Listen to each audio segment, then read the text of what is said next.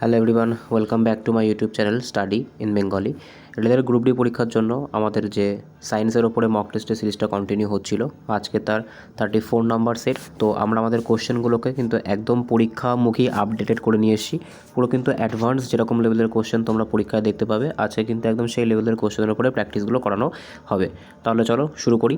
দেখো আজকের প্রথম প্রশ্ন কি বলেছে, যে এক ব্যক্তি 40 নিউটন বল প্রয়োগ করে একটি বস্তুকে 5 মিটার দূরত্বে সরালেন। যদি বল এবং সরণের মধ্যবর্তী কোণ 60 ডিগ্রি, ঠিক আছে, এটা কি হবে, এটা কিন্তু তোমার এটা 60 ডিগ্রি হবে, ঠিক আছে। যেহেতু এটা তোমার প্রিভিয়াস ইয়ার কোশ্চেন থেকে একদম ডাইরেক্ট মানে কপি করে পেস্ট করা, তো সেক্ষেত্রে কিন্তু এই যে ডিগ্রি বা এই রকমের যে স্পেশাল ক্যারেক্টার যেগুলো থাকে না, সেগুলো কিন্তু ঠিকঠাক মতো কপি হতে যায় না। তো এটা 60 ডিগ্রি হবে, ঠিক আছে। তো তবে কি বলেছে, তবে সম্পাদিত কাজের পরিমাণ কত। তো দেখো সবার প্রথমে আমরা জানি যে কাজ বের করতে গেলে কি করতে হয়, বা ওয়ার্ক ডান মানে কি হয়। দেখো এটা সবার প্রথমে এটা জানতে হবে যে ওয়ার্ক ডান মানে আমরা কি জানি। ওয়ার্ক ডান মানে কিন্তু আমরা জানি যে বল ইন্টু সরণ, ঠিক আছে, অর্থাৎ আমাদের ফোর্স ইন্টু ডিসপ্লেসমেন্ট কিন্তু হয়ে থাকে। এইবার ব্যাপারটা হচ্ছে, দেখো এখানে সমস্যাটা কোথায় চলে আসে, সমস্যাটা কিন্তু চলে আসে এই জায়গাটায়, যে বল এবং সরণের মধ্যবর্তী কোণ 60 ডিগ্রি। এই যে বলেছে না 60 ডিগ্রি, এই 60 ডিগ্রিটার জন্যই কিন্তু প্রবলেমটা হয়ে যায়। দেখো যখনই এই অ্যাঙ্গেলটা দিয়ে দেয়, সেই অ্যাঙ্গেল বের করতে গেলে, মানে সেই অ্যাঙ্গেলের সঙ্গে যদি আমাদেরকে কি করতে হয়, কাজের পরিমাণ বের করতে হয়, সেক্ষেত্রে আমাদের আরেকটা স্পেশাল সূত্র হয় ওয়ার্ক বের করার, সেটা হচ্ছে এফএস কস থিটা। আর যেখানে কিন্তু এই থিটা মানে কোনটাকে ধরতে হয়, যেটা কিন্তু তোমার বল এবং সরণের মধ্যবর্তী কোণ থাকবে সেটাকে ধরতে হয়। এভাবে কিন্তু সলভ করতে হয়। তো দেখো আমাদের ফোর্স কত বলেছে, ফোর্স কিন্তু বলেছিল আমাদের 40 নিউটন, ডিসপ্লেসমেন্ট বলেছে 5। আর এখানে দেখো কি বলেছে, এখানে কিন্তু কস 60 ডিগ্রির মান তোমাদের জানতে হবে। তো ত্রিকোণমিতির অঙ্ক যারা করেছো, তোমাদের তো গ্রুপ ডি পরীক্ষায় ত্রিকোণমিতির অঙ্ক আসবেই, তো তোমরা কিন্তু জেনে থাকবে যে কস 60 মান কিন্তু হাফ হয়ে থাকে, ঠিক আছে। আচ্ছা এবার কি করতে হবে, এবার 2 দিয়ে এইটাকে কাটো, তাহলে কত হচ্ছে 20 হবে। তো আলটিমেটলি অ্যান্সার কত হবে, আলটিমেটলি অ্যান্সার কিন্তু হয়ে যাবে 100 জুল। এই রকমের অঙ্ক কিন্তু পরীক্ষাতে খুব পরিমাণে আসে, ঠিক আছে। যদি এটা নর্মাল বল এবং সরণ দেওয়া থাকতো, সেক্ষেত্রে কিন্তু আমরা একদম প্রথম যে সূত্রটা ছিল, অর্থাৎ W equals to FS, F into S, এটা দিয়ে করতে পারতাম। কিন্তু যেহেতু এক্ষেত্রে বল এবং সরণের মধ্যবর্তী কোণ দিয়েছে, সেক্ষেত্রে কিন্তু আমাদেরকে এফএস কস থিটা এই ফর্মুলাতেই করতে হবে, ঠিক আছে। তো আমাদের সঠিক অ্যান্সার কত হবে, সঠিক অ্যান্সার কিন্তু হয়ে যাবে অপশান বি 100 জুল। আশা করি বোঝাতে পেরেছি। কারোর কোনো প্রবলেম থাকলে অবশ্যই কমেন্ট বক্সে জানাবে। নেক্সট প্রশ্ন দেখব। পরবর্তী প্রশ্ন দেখো কি বলেছে, তোমরা চাইলে এখানে সমাধানটাও দেখতে পারো, আমি তোমাদের জন্য সমাধানটাও কিন্তু এখানে দিয়ে দিয়েছি। তো তোমরা চাইলে কিন্তু এটাকেও দেখতে পারো। আচ্ছা দেখো নেক্সট প্রশ্ন কি বলেছে, যে 10 কেজি ভরের একটি বস্তুর ওপর যদি 20 নিউটনের বল প্রয়োগ করা হয়, তাহলে 5 সেকেন্ড পর বস্তুর যে বেগ সেটা কত হবে, ঠিক আছে। দেখো কী বলেছে, একটা 10 কেজি ভরের একটা বস্তু আছে আর তার উপরে 20 নিউটনের বল প্রয়োগ করা হচ্ছে, তাহলে 5 সেকেন্ড পরে কী হবে না, 5 সেকেন্ড পরে বস্তুর যে বেগ সেটা কত হবে, সেটা কিন্তু আমাদেরকে জিজ্ঞাসা করেছে। আচ্ছা এটা করতে গেলে দেখো সবার প্রথমে আমাদেরকে কী করতে হবে, আমি তোমাদের সলিউশন থেকে দেখাই। দেখো সবার প্রথমে কিন্তু আমাদেরকে কী করতে হবে, সমাধানের যে সূত্র দিয়েছে আমাদেরকে কিন্তু ত্বরণ বের করতে হবে। আচ্ছা ত্বরণ বের করতে গেলে কী করতে হবে, ত্বরণ বের করতে গেলে কিন্তু আমাদেরকে বল, ঠিক আছে, আমরা কি জানি, আমরা জানি যে ত্বরণ বের করতে গেলে কি প্রয়োজন হয়, ত্বরণ বের করতে গেলে কিন্তু বল বাই কি করতে হয় না, বল বাই কিন্তু ভর করতে হয়। আচ্ছা এখান থেকে আমরা কি পাবো, এখান থেকে কিন্তু আমরা ত্বরণের পরিমাণ পাবো। আচ্ছা দেখো এক্ষেত্রে এ আমাদের তাহলে ত্বরণ কত হচ্ছে, ত্বরণ কিন্তু আমাদের হচ্ছে 2, ঠিক আছে, ত্বরণ কিন্তু আমাদের কত হচ্ছে, ত্বরণ কিন্তু আমাদের হয়ে যাচ্ছে 2 মিটার পার সেকেন্ড।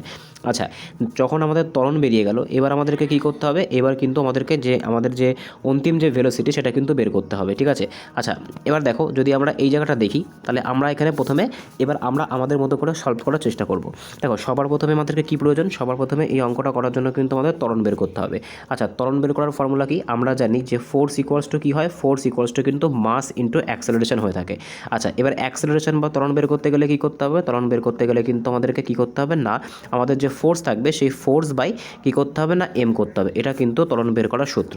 আচ্ছা আমাদের ফোর্স কত ছিল, আমাদের ফোর্স কিন্তু ছিল 20 নিউটন, আর যে ভর ছিল সেটা হচ্ছে 10। তো আলটিমেটলি কত হচ্ছে, ত্বরণ কিন্তু হচ্ছে 2 মিটার পার সেকেন্ড। এটাকে কিন্তু মনে রাখতে হবে, এটা আমাদের ত্বরণ। আচ্ছা এবার আমাদের কি বলেছে, আমাদের বলেছে যে শেষ গতিবেগ কত হবে, অর্থাৎ এটা যখন শুরু হয়েছিল তখন তার গতিবেগ কত ছিল, তখন কিন্তু তার গতিবেগ ছিল 0। অর্থাৎ আমরা বলতে পারি আমাদের কিন্তু কোন ফর্মুলাটা কাজে লাগাতে হবে, v equals to u plus a t, এই যে ফর্মুলাটা আছে এই ফর্মুলাটা কাজে লাগাতে হবে। যেখানে ভি কিন্তু আমাদের বের করতে হবে, ইউ আমরা জানি কত, ইউ কিন্তু যেহেতু বস্তুটা শুরু অবস্থাতে ছিল একদম প্রাথমিক অবস্থা থেকে, সেক্ষেত্রে কিন্তু ইউ হয়ে যাবে 0 মিটার পার সেকেন্ড। আচ্ছা, এর সময় কত? সময় কিন্তু আমরা জানি 5, আর এর যে ত্বরণ সেটা কিন্তু আমরা বের করলাম 2 মিটার পার সেকেন্ড। আচ্ছা, এবার এখানে ফর্মুলাতে পাতাও, তাহলে ইউ কত পাবো আমরা? ইউ কিন্তু আমরা 0ই পাবো। আর এক্ষেত্রে আমাদের এ কত ছিল? এ পেলাম 2, আর এক্ষেত্রে টি কত ছিল? টি কিন্তু ছিল 5। তো আলটিমেটলি আমাদের অ্যান্সার কত হবে? আলটিমেটলি আমাদের অ্যান্সার কিন্তু হচ্ছে v equals to 10 metre per second. অর্থাৎ আমাদের যেটা অন্তিম বেগ সেটা কত হবে? সেটা কিন্তু 10 মিটার পার সেকেন্ড হবে। আশা করি বোঝাতে পেরেছি। নেক্সট প্রশ্ন দেখব। পরবর্তী প্রশ্ন কি বলেছে দেখো। আজকে 3 নম্বর কোশ্চেন, যে একটি বৈদ্যুতিক হিটারে 220 ভোল্ট বিভব পার্থক্যে 5 অ্যাম্পিয়ার তড়িৎ প্রবাহ করছে, তো এর বৈদ্যুতিক ক্ষমতা বা পাওয়ার কত? আচ্ছা, পাওয়ার সমান সমান আমরা কি জানি? দেখো, পাওয়ার সমান সমান কিন্তু আমরা জানি পাওয়ার বের করতে গেলে কি করতে হয়? ভি ইন্টু এ, এরকম, অর্থাৎ তড়িৎ প্রবাহ মাত্রা ইন্টু ভোল্টেজ, এর কিন্তু একটা ফর্মুলা আছে পাওয়ারের। তো এক্ষেত্রে আমাদের কি করতে হবে? 220 সাথে কিন্তু 5 গুণ করে দিতে হবে। তো আলটিমেটলি আমাদের অ্যান্সার কিন্তু হবে 1100 ওয়াট। আমরা জানি যে পাওয়ারের ইউনিট সেটা কিন্তু ওয়াটে প্রকাশ করা হয়। তো কোথায়? এটা কিন্তু যে অপশন নাম্বার বি এখানে কিন্তু আছে।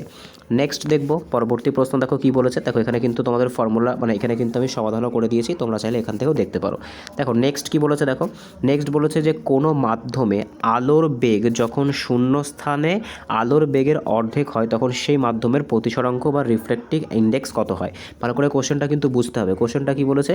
যে কোনো মাধ্যমে আলোর বেগ শূন্য স্থানে আলোর বেগের অর্ধেক হলে, মানে কোনো একটা মাধ্যম থাকবে, সেই মাধ্যমে যে আলোর বেগ থাকবে সেটা শূন্য, মানে সেটা কিন্তু আমাদের যে আলোর যে অরিজিনাল গতিবেগ, যেটা শূন্য স্থানে, তার যদি অর্ধেক হয় তাহলে প্রতিসরাঙ্ক কত হবে সেটা কিন্তু জিজ্ঞাসা করেছে। তো প্রতিসরাঙ্ক সেক্ষেত্রে কত হবে? সেক্ষেত্রে প্রতিসরাঙ্ক কিন্তু হয়ে যাবে 2। ঠিক আছে, প্রতিসরাঙ্ক কত হবে? প্রতিসরাঙ্ক কিন্তু 2 হয়ে যাবে। নেক্সট প্রশ্ন দেখব। পরবর্তী প্রশ্ন দেখো কি বলেছে। আচ্ছা, এই যে অঙ্কটা আছে, এখন তাহলে কোশ্চেন আসতে পারে যে এই অঙ্কটা কীভাবে হলো। দেখো, এই অঙ্কটা বের করার জন্য আমাদেরকে কী করতে হবে? সবার প্রথমে কিন্তু আমাদেরকে কী ধরতে হবে? মনে করো যেটা আমাদের যেটা শূন্য মাধ্যম, সেই শূন্য মাধ্যমে আলোর যে মানে যে বেগটা আছে, আলোর যে বেগ, আমি এখানে ভেলোসিটি ধরছি, ঠিক আছে, আলোর যে বেগ আছে সেটা কত? সেটা মনে করো আছে 1। আর কি বলেছে? আর কিন্তু বলেছে যে মাধ্যমটা, অর্থাৎ এটা কিন্তু শূন্য মাধ্যম, এখানে আমি লিখে দিচ্ছি এটা কিন্তু শূন্য মাধ্যম। আর নতুন যে মাধ্যমটা আছে সেই মাধ্যমে কত? সেটা কিন্তু তোমার হচ্ছে, এটা হচ্ছে নতুন মাধ্যম, সেক্ষেত্রে কত? সেক্ষেত্রে কিন্তু এটা হয়ে যাচ্ছে হাফ। আচ্ছা, এবার কি হয়েছে?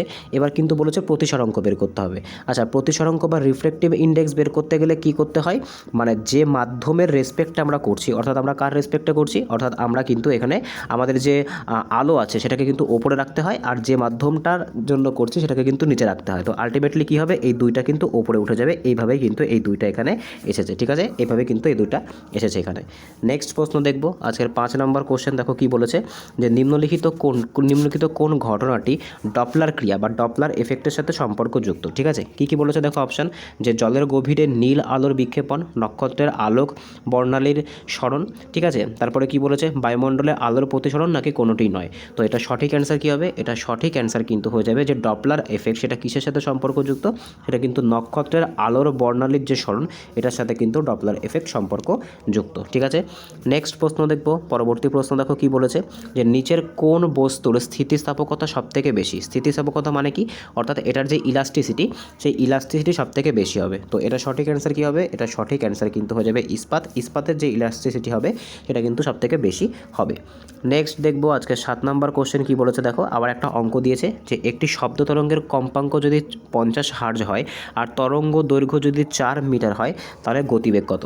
আচ্ছা, গতিবেগ বের করতে গেলে আমরা শিখেছি যে গতিবেগ মানে তরঙ্গের যে গতিবেগ থাকে যেটাকে আমরা কি বলি? যেটাকে আমরা ওয়েভ ভেলোসিটি বলি। ঠিক আছে, তো ওয়েভ ভেলোসিটি বের করতে গেলে কি করতে হয়? যেটা ফ্রিকোয়েন্সি থাকে তার সঙ্গে কিন্তু যেটা আমাদের ওয়েভ লেন্থ থাকে, ঠিক আছে, এখানে আমি লিখছি যে ওয়েভ লেন্থ থাকে, সেটাকে কিন্তু গুণ করতে হয়।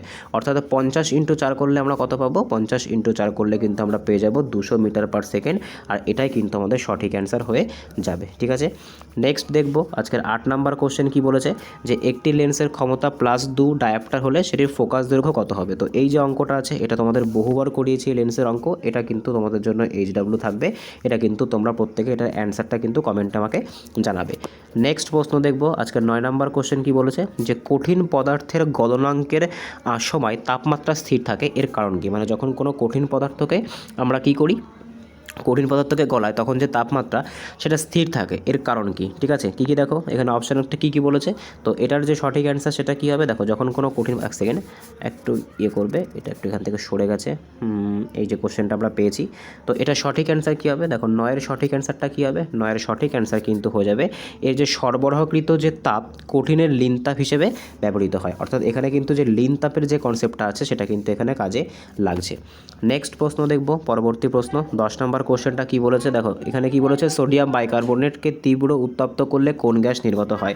দেখো এই যে কোশ্চেনটা আছে এটা কিন্তু এখানে তোমার মিসপ্রিন্ট আছে, এটাকে কিন্তু তোমার প্রিভিয়াস ইয়ারের কোশ্চেন থেকে কপি করা হয়েছিল। তো কপি করলে কিন্তু এরকমের প্রবলেম আসে, এটাকে কিন্তু রিভিউতে রাখছি, এর যে কোশ্চেনের যে অ্যান্সারটা হবে সেটা আমি তোমাদেরকে পরবর্তী বা কমেন্টে পিন করে দেবো, ঠিক আছে। নেক্সট প্রশ্ন দেখব, পরবর্তী প্রশ্ন দেখো কি বলেছে, যে আধুনিক পর্যায় সারণীর বা মডার্ন পিরিয়ডিক টেবিলের ভিত্তি কী, পারমাণবিক ভর, নিউট্রন সংখ্যা, তারপরে পারমাণবিক সংখ্যা নাকি যোজ্যতা। তো এটা সঠিক অ্যান্সার কী হবে, এটা সঠিক অ্যান্সার কিন্তু হয়ে যাবে, এটা হচ্ছে পারমাণবিক সংখ্যা। নেক্সট প্রশ্ন দেখব, পরবর্তী প্রশ্ন কি বলেছে, যে দুটি পরমাণু যাদের ভর সংখ্যা সমান কিন্তু পারমাণবিক সংখ্যা ভিন্ন তাদেরকে কি বলা হয়। তো এটা সঠিক অ্যান্সার কী হবে, এটা সঠিক অ্যান্সার কিন্তু হয়ে যাবে এই রকমের মৌলগুলোকে কিন্তু বলা হয় আইসোবার, অর্থাৎ যাদের ভর সংখ্যা সমান কিন্তু এদের যে পারমাণবিক সংখ্যা সেটা কিন্তু আলাদা। আবার অনেক কিন্তু এরকম ব্যাপার আছে যেখানে কিন্তু পারমাণবিক সংখ্যা এক হয় কিন্তু ভর সংখ্যা আলাদা হয়, তাদেরকে কি বলা হয়, তাদেরকে কিন্তু আইসোটোপ বলা হয়, ঠিক আছে। নেক্সট প্রশ্ন দেখব, পরবর্তী প্রশ্ন কি বলেছে, 13তম কোশ্চেন, যে অ্যাসিটিলিন গ্যাসকে তরলে পরিণত করতে কোন শিল্প ব্যবহার করা হয়। ঠিক আছে, ঢালাই বা অ্যাসিটিলিন এক কথায় কোন শিল্পে ব্যবহার করা হয়, ওয়েল্ডিং, ফল পাকানো, প্লাস্টিক তৈরি নাকি হচ্ছে সার তৈরি। তো অ্যাসিটিলিনের ব্যবহার সবথেকে বেশি কোথায় হয়ে থাকে, অ্যাসিটিলিন কিন্তু অক্সি অ্যাসিটিলিন শেখা, এটা কিন্তু ওয়েল্ডিংয়ের কাজে বা যে ঝালাই আছে সেই ঝালাইয়ের কাজে কিন্তু ব্যবহার করা হয়ে থাকে। নেক্সট দেখব আজকের 14তম কোশ্চেন কি বলেছে, যে কোন ধাতুটির রাসায়নিক নাম কুইক সিলভার। তো এর মধ্যে কোনটা রাসায়নিক নাম কুইক সিলভার। তো সঠিক অ্যান্সার কী হবে, সঠিক অ্যান্সার কিন্তু হয়ে যাবে এর ভেতর থেকে কুইক সিলভার কাকে বলা হয়, কুইক সিলভার কিন্তু পারদকে বলা হয়, ঠিক আছে, কুইক সিলভার পারদকে বলা হয় এবং মার্কিউরিকে বলা হয়, মার্কিউরির ফর্মুলা কি Hg। নেক্সট দেখব আজকের 15তম কোশ্চেন কি বলেছে, যে মিথেনের একটি অণুতে কয়টি সমযোজী বন্ধন থাকে। আচ্ছা, সবার প্রথমে যদি আমরা দেখি তো মিথেনের যে অণুগুলো আছে সেখানে কতগুলি সমযোজী বন্ধন থাকে। তো সঠিক অ্যান্সার কী হবে, সঠিক অ্যান্সার কিন্তু হয়ে যাবে 4টে বন্ধন থাকে। এটা আমরা কী করে বের করছি, দেখো সবার প্রথমে মিথেনের ফর্মুলা জানতে হবে CH4। দেখো যে কার্বনকে বেস করে কিন্তু তোমরা দেখতে পাচ্ছি যে 4টে হাইড্রোজেন কিন্তু কি হচ্ছে না, সমযোজী বন্ধনে আছে, ঠিক আছে। তো এইটাই কিন্তু ওই জন্যই কিন্তু যে তোমার মিথেনের যে অণুগুলো আছে সেখানে যে সমযোজী বন্ধন আছে তার সংখ্যা কিন্তু 4 হয়ে যাবে। নেক্সট দেখব পরবর্তী প্রশ্ন, যে নিচের কোনটি জলীয় দ্রবণ বা অ্যাকোয়াস নয়, মানে এর মধ্যে থেকে কোনটা জলীয় দ্রবণ নয়, ভিনিগার, লেবুর রস, কোল্ড ড্রিঙ্কস নাকি হচ্ছে গলিত লবণ। তো এটা সঠিক অ্যান্সার কী হবে, এটা সঠিক অ্যান্সার কিন্তু হয়ে যাবে এর মধ্যে যেটা অ্যাকোয়াস সলিউশন নয় সেটা কিন্তু হচ্ছে গলিত লবণ বা ভেজা লবণ আমরা বলতে পারি। আচ্ছা, এবার দেখবো আমরা বায়োলজি থেকে কী কোশ্চেন করেছে, যে মাইটোকন্ড্রিয়ার অভ্যন্তরীণ ভাঁজগুলিকে কি বলা হয়। ঠিক আছে, তো এটা সঠিক অ্যান্সার কী হবে, এটা সঠিক অ্যান্সার কিন্তু হয়ে যাবে মাইটোকন্ড্রিয়ার যে অভ্যন্তরীণ ভাঁজ সেগুলোকে কিন্তু ক্রিস্টি বলা হয়। ঠিক আছে, কী বলা হয়, ক্রিস্টি বলা হয়। নেক্সট দেখব পরবর্তী প্রশ্ন আজকের 18তম কোশ্চেন, যে রক্ত জমাট বাঁধতে সাধারণত কোন ভিটামিন সাহায্য করে। তো এটাও তো বহুবার করিয়েছি, সঠিক অ্যান্সার ভিটামিন কি আমরা জানি। নেক্সট দেখব পরবর্তী প্রশ্ন 19তম কোশ্চেন, যে মানবদেহের সবথেকে ছোট অন্তঃক্ষরা গ্রন্থি কোনটা বা এন্ডোক্রাইন গ্ল্যান্ড কোনটা। তো সঠিক অ্যান্সার কিন্তু হয়ে যাবে পিটুইটারি গ্রন্থি। পিটুইটারি গ্রন্থিকে কী বলা হয়, এটাকে কিন্তু যে মাস্টার গ্ল্যান্ড, ঠিক আছে, এটাকে কী বলা হয়, এটাকে কিন্তু মাস্টার গ্ল্যান্ডও বলা হয়ে থাকে। নেক্সট দেখব পরবর্তী প্রশ্ন, যে ডায়াবেটিস মেলিটাস নিয়ন্ত্রণ করার জন্য কোন হরমোন ব্যবহৃত হরমোন ইনসুলিন কোথা থেকে নিঃসৃত হয়। তো এটা তো খুব সোজা একটা কোশ্চেন, যে ইনসুলিন কোথা থেকে নিঃসৃত হয়, ইনসুলিন কিন্তু অগ্নাশয় থেকে নিঃসৃত হয়ে থাকে। নেক্সট দেখব পরবর্তী প্রশ্ন কি বলেছে আজকের 21তম কোশ্চেন, যে কোন প্রক্রিয়ার মাধ্যমে উদ্ভিদ অতিরিক্ত জল বাষ্প ত্যাগ করে। ঠিক আছে, তো উদ্ভিদের যে বাষ্পমোচন সেটাকে কি বলা হয়, সেটাকে কিন্তু এখানে তো অপশানেই আছে, বাষ্পমোচন বা ট্রান্সপিরেশন বলা হয়। এই প্রক্রিয়ায় কিন্তু উদ্ভিদ তার শরীরে অতিরিক্ত জল বাইরে বের করে দিয়ে থাকে। নেক্সট দেখব পরবর্তী প্রশ্ন কি বলেছে, যে মানব দেহে ইউরিয়া কোথায় তৈরি হয়। তো আমরা সকলে জানি ইউরিয়া কোথায় তৈরি হয়, ইউরিয়া কিন্তু মানব শরীরের যে যকৃৎ আছে সেই যকৃতে কিন্তু ইউরিয়া তৈরি হয়ে থাকে। নেক্সট প্রশ্ন দেখব পরবর্তী প্রশ্ন আজকে 23তম কোশ্চেন, যে ফাইটোহরমোন অক্সিনের প্রধান কাজ কি। তো অক্সিনের প্রধান কাজ কিন্তু আমাদের কাছে জিজ্ঞাসা করেছে। তো সঠিক অ্যান্সার কী হবে, অক্সিনের যে প্রধান কাজ সেটা কিন্তু হচ্ছে কাণ্ডের বৃদ্ধি নিয়ন্ত্রণ, এটাই কিন্তু অক্সিনের প্রধান কাজ। ঠিক আছে, নেক্সট দেখো কি বলেছে যে কোনো একটি বস্তুর ভর m পৃথিবী পৃষ্ঠ থেকে h উচ্চতায় যদি ওঠানো হয় আর যদি তার যে পোটেনশিয়াল এনার্জি বা স্থিতিশক্তি যদি mgh হয়, এখানে g রাশিটি দ্বারা কী বোঝানো হয়? তো আমরা সকলেই জানি g দিয়ে কি বোঝানো হয়ে থাকে, g দিয়ে কিন্তু স্মল g দিয়ে আমরা কি জানি, স্মল g দিয়ে কিন্তু আমাদের যে অভিকর্ষজ ত্বরণ যেটার মান কত, যেটার মান কিন্তু 9.81 মিটার পার সেকেন্ড স্কোয়ার, এটাই কিন্তু বোঝানো হয়ে থাকে। নেক্সট দেখব পরবর্তী প্রশ্ন কি বলেছে, আজকে লাস্ট কোশ্চেন, যে ব্লিচিং পাউডারের রাসায়নিক নাম কি? তো ব্লিচিং পাউডারের রাসায়নিক নাম কি, এটা কিন্তু আমাদের কোশ্চেন। তো সঠিক অ্যান্সার কী হবে? তো সঠিক অ্যান্সার কিন্তু হয়ে যাবে যে ব্লিচিং পাউডার আছে সেই ব্লিচিং পাউডারের রাসায়নিক সংকেত কিন্তু হচ্ছে ক্যালসিয়াম অক্সিক্লোরাইড। ঠিক আছে, ক্যালসিয়াম অক্সিক্লোরাইড। আচ্ছা, এবার আমরা একদম প্রথমে যে অঙ্কটা করেছিলাম, একদম প্রথমে যে অঙ্কটা মনে হয় তোমাদের একটু বুঝতে প্রবলেম হয়েছে, যে 2 দাগের যে অঙ্কটা ছিল, এই অঙ্কটা আর একবার একটু সলভ করব। দেখো এখানে কোশ্চেনটা কি বলেছে, কোশ্চেনটা বলেছে যে 10 কেজি ভরের একটি স্থির বস্তু। দেখো এই যে স্থির কথাটা লিখেছে না, এখান থেকে আমাদেরকে বুঝতে হবে যে তোমরা অনেকে বুঝতে পারছিলে না যে 0 কেন আসলো ওখানে, 0 মিটার পার সেকেন্ড, অর্থাৎ আমি যে ইউ লিখেছিলাম, u equals to 0 metre per second লিখেছিলাম, এটা কেন লিখেছিলাম? এটা কিন্তু এই যে স্থির বস্তু, যেহেতু বস্তুটা স্থির সেই কারণের জন্য লিখেছিলাম। আচ্ছা, আমি প্রথম থেকে এক্সপ্লেন করছি। দেখো যে 10 কেজি ভরের একটি স্থির বস্তুর ওপরে 20 নিউটনের বল প্রয়োগ করা হলে 5 সেকেন্ড পর বস্তুর বেগ কত হবে? দেখো সবার প্রথমে আমাদেরকে কিন্তু দেখো বেগ বের করতে চেয়েছে, অন্তিম বেগ। আচ্ছা, অন্তিম বেগ বের করার সূত্রটা কি? সূত্রটা কিন্তু হচ্ছে v equals to u plus a t, যেখানে ভি মানে কি, ভি মানে কিন্তু আমাদের হচ্ছে লাস্ট যে বেগটা, ঠিক আছে, লাস্ট ভেলোসিটি আমি লিখলাম। ইউ মানে কি, ইউ মানে কিন্তু আমাদের ইনিশিয়াল যে ভেলোসিটি, ঠিক আছে, অর্থাৎ যেটা কিন্তু একদম শুরুতে থাকে। এ মানে তোমরা সকলেই জানো ত্বরণ, আর টি মানে কিন্তু টাইম। আচ্ছা, আমরা যদি এই অঙ্কটায় দেখি তাহলে দেখবো আমাদের এই অঙ্কটায় ভি তো আমাদের বের করতে হবে। আচ্ছা, ইউ আমাদের বলে দিয়েছে স্থির অবস্থা, মানে স্থির অবস্থা মানে এটা 0 মিটার পার সেকেন্ড। আচ্ছা, টি বলে দিয়েছে, টি কত বলেছে, টি বলেছে 5 সেকেন্ড। আর দেখো যেটা প্রয়োজন সেটা এ। আচ্ছা, এও কিন্তু বার করতে হবে। সবার প্রথমে কি করতে হবে আমাদের, এ বার করতে হবে। আচ্ছা, এ বের করতে গেলে কি করতে হবে? দেখো এ বার করতে গেলে আমাদেরকে সবার প্রথমে যেটা করতে হবে সেটা হচ্ছে এ মানে কি, এ মানে ত্বরণ। ত্বরণ বের করার ফর্মুলা কি? দেখো বল সমান সমান আমরা জানি যে বল সমান সমান কি হয়, বল সমান সমান কিন্তু ভর ইন্টু ত্বরণ হয়, এম মানে ভর। আচ্ছা, তাহলে আমাদেরকে এক্ষেত্রে ত্বরণ বের করতে গেলে কি করতে হবে? ত্বরণ বের করতে গেলে আমাদের যে ফোর্স থাকবে সেটাকে আমাদের কোনটা দিয়ে ভাগ করতে হবে, যে আমাদের ভর থাকবে সেটা দিয়ে ভাগ করতে হবে। তো আমাদের কী করতে হবে, আমাদেরকে কিন্তু 20কে 10 দিয়ে ভাগ করতে হবে। তাহলে কত পাচ্ছি? তাহলে আমাদের যে ত্বরণ সেটা কত পেলাম, সেটা কিন্তু পেলাম 2 মিটার পার সেকেন্ড। তাহলে এক্ষেত্রে আমরা এখানে লিখতে পারি যে আমাদের যে নতুন যেটা আমরা পেলাম সেক্ষেত্রে আমাদের ভি কত থাকলো, ভি আমরা জানি না, টি আমরা পেয়েছি 5 সেকেন্ড, ইউ আমরা পেয়েছি 0 মিটার পার সেকেন্ড, তাই না? আর এক্ষেত্রে আমাদের ভি কত, ভি কিন্তু আমাদেরকে বের, আচ্ছা এ কত, এ কিন্তু পেয়েছি 2 মিটার পার সেকেন্ড স্কোয়ার। আচ্ছা, এবার মেন ফর্মুলা কি? মেন ফর্মুলা হচ্ছে v equals to u plus a t. V আমরা বের করব, ইউ আমরা পেয়েছি 0, এ কত পেয়েছি 5, আর এ কত পেয়েছি 2, আর এক্ষেত্রে তোমার টাইম হচ্ছে 5। তো আলটিমেটলি আমরা কত পাচ্ছি, আলটিমেটলি কিন্তু পাচ্ছি 10 মিটার পার সেকেন্ড। এইভাবেই কিন্তু 10 মিটার পার সেকেন্ডটা এসেছে। ঠিক আছে, তো এই অবধি ছিল। যদি ভিডিওটা ভালো লেগে থাকে অবশ্যই চ্যানেলটাকে সাবস্ক্রাইব করো, পাশে থাকা বেল আইকনটাকে প্রেস করে রেখো যাতে ভিডিওটা ছাড়লে সর্বপ্রথম নোটিফিকেশন তোমাদের কাছে পৌঁছায়। এভাবেই কিন্তু একদম গ্রুপ ডির লাস্ট এক্সাম পর্যন্ত 31 ডিসেম্বর কিন্তু তোমাদের লাস্ট পরীক্ষাটা হবে। তো লাস্ট পরীক্ষা পর্যন্ত কিন্তু তোমাদের এইভাবেই সায়েন্সের থরলি যে এক্সপ্লেনেশন সেগুলো কিন্তু করিয়ে দেওয়া হবে। তো দেখা হচ্ছে পরের ভিডিওতে, বাই।